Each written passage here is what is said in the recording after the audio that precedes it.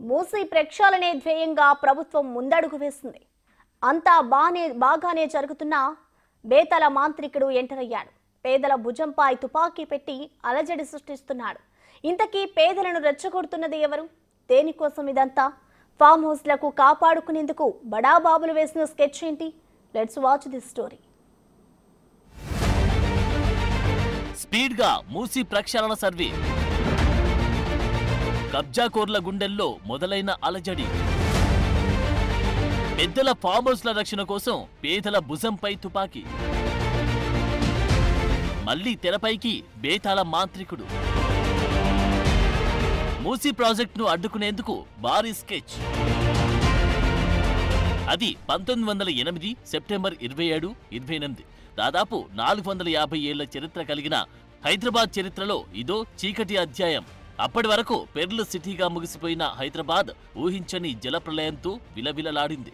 2 రోజుల మూసీ ఉగ్రరూపానికి ఏకంగా 15,000 మంది ప్రాణాలు పోగా 50,000 మంది నిరాశ్రయులయ్యారు. మనం ఈ రోజు నిరంకుశ నిజాం అని తిట్టిపోసి నాటి రాజు సైతం చలించిపోయి కార్యాచరణ ప్రకటించారు. వరద బారి నుండి నగరాన్ని కాపాడేందుకు మోక్షగుండం విశ్వేశ్వరయ్య లాంటి ప్రముఖ ఇంజనీర్లకు బాధ్యతలు అప్పగించారు. ఆయన సూచనల మేరకు అనేక రంగాల నిపుణులతో హిమాయత్ సాగర్, ఉస్మాన్ సాగర్ అని 2 చెరువులు నిర్మించి మూసీని ప్రక్షాళన చేసి జాగ్రత్తలు తీసుకున్నారు.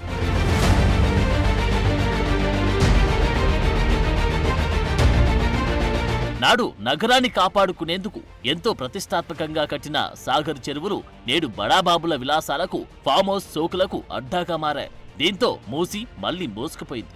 ఇదే పరిస్థితి ఉంటే నగరం మళ్లీ ఏదో ఒక రోజు 1908 నాటి విలయాన్ని చవి చూడడం ఖాయం.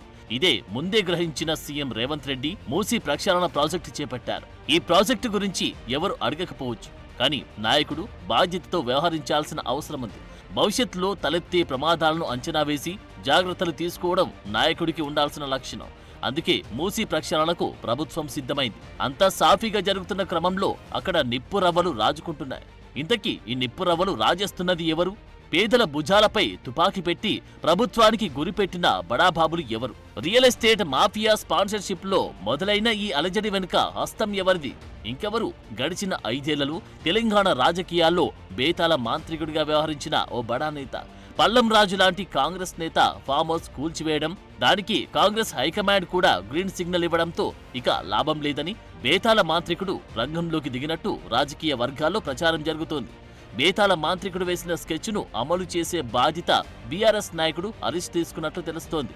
దీని ప్రచారానికి స్పాన్సర్షిప్ గడిచిన 5 ఏళ్లలో అడ్డగోలు అనుమతుల ద్వారా అడ్డగోలుగా దోచుకున్న కొన్ని రియల్ ఎస్టేట్ మాఫియా సంస్థలుగా తెలుస్తోంది. ఆలోచన బేతాళ మాంత్రికుడిది, ఆచరణ హరీష్ రావుది, పెట్టుబడి రియల్ ఎస్టేట్ మాఫియా సంస్థలది.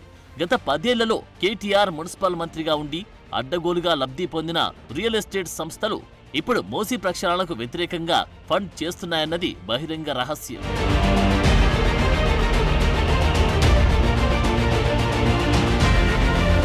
మూసీ ప్రక్షాళన చేయడంలో భాగంగా హిమాయత్ సాగర్, ఉస్మాన్ సాగర్ గర్భంలో బడాబాబులు కట్టుకున్న ఫామ్ హౌస్లు కూల్చాల్సిన పరిస్థితి ఉంది.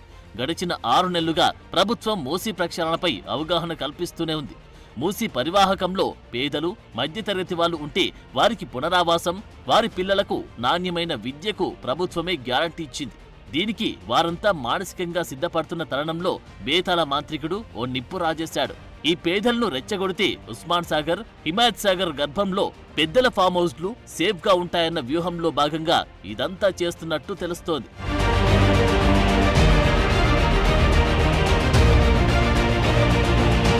ఈ 2 చెరువుల్లో బేతాళ మాంత్రికుడితో పాటు మాజీ మంత్రి సబితా ఇంద్రారెడ్డి కుమారుడు కార్తిక్ రెడ్డి, హరీష్ రావు లాంటి వాళ్లకు ఫామ్ హౌస్లున్నాయి. రేపో మాపో ప్రభుత్వం వాటిని తొలగించాల్సిన అనివార్య పరిస్థితి వస్తోంది.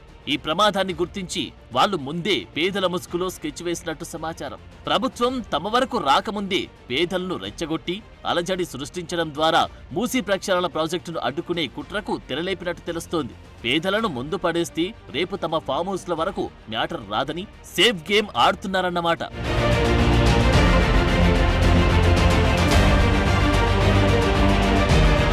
వాస్తవానికి మూసీ పరివాహకంలో ఉన్న పేదలకు ప్రభుత్వం డబుల్ బెడ్రూమ్ ఇల్లు ఇవ్వడానికి సిద్ధమైంది. ఒక 20 కుటుంబాల వరకు ఇప్పటికే తరలి వెళ్లారు కూడా. ఇంతలోనే సడన్ గా అలజడి మొదలైంది. ఈ అలజడి వెనుక రాజకీయ కుట్ర ఉందన్న వాదన వినిపిస్తోంది. ఈ నేపథ్యంలో హైదరాబాద్ వాసులు ఆలోచన చేయాలి. నగరం భవిష్యత్తులో భారీ మూల్యం చెల్లించుకునే పరిస్థితి నుండి కాపాడుకోవాల్సిన అవసరం ఉందా లేదా? బేతాళ మాంత్రికుడు ఆయన అనుచరగణం ఫామ్ హౌస్లు కాపాడుకోవడం ముఖ్యమా? హైదరాబాద్ భౌతవ్యం ముఖ్యమా? ఆలోచించండి. లేదంటే రాజకీయ వ్యూహాల ముందు నగర ప్రజల భవిష్యత్ పణంగా మారడం ఖాయం.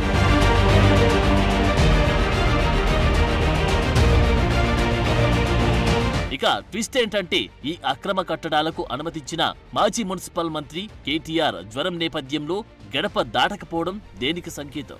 బామ్మర్ది చేసిన తప్పులపై బావ హరీష్ రోడ్డెక్కితే బామ్మర్ది మాత్రం బెడ్ రెస్ట్ లో ఎందుకున్నట్లు ప్రజలు ఆలోచన చెయ్యాలి. సో నాటి పాలకుల తప్పిదాలకు ఇప్పటికే జనం బలైంది చాలు. తెలంగాణ చరిత్రలో మరో జలప్రలయం రాకుండా కాపాడుకోవాల్సిన బాధ్యత మనందరిపై ఉంది. నాటి పాలకులు మూసీ ప్రక్షాళన అని మాటలు చెప్పి కబ్జాలకు పచ్చజెండా ఊపితే ఇప్పుడు రేవంత్ సర్కార్ మూసీ ప్రక్షాళన ధ్యేయంగా దూసుకెళ్తోంది. నాటి పాలకులలాగా ఇప్పుడు కూడా నాంచుడు ధోరణిలో ఉంటే భవిష్యత్తులో భాగ్యనగరంలో చెరువు అనేది కనిపించదు. ఇది మాత్రం నిజం.